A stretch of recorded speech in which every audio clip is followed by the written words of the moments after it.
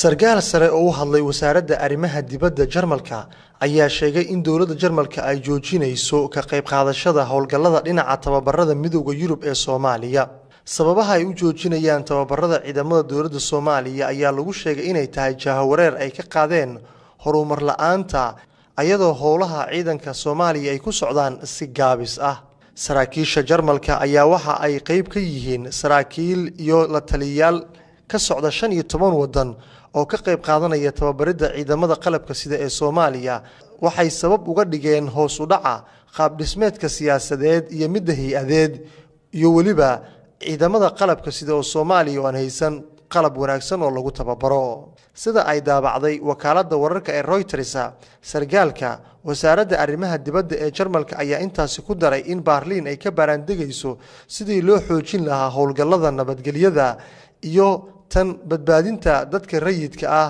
sidii loo xoojin lahaa istiraatiijiyadda gargaarka midowga Yurub si wax badan diiradda loo saaro bixinta talooyin wax caawin kara fikirkaasi oo hadda looga doodayo magaalada Brussels ee xarunta midowga Yurub.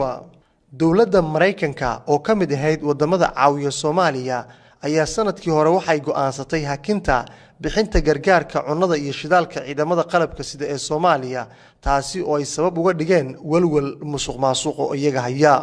Abdulcaziz Abdullaahi Maxamed, Abdulcaziz Riile, Somali Cable, magaalada Muqdisho.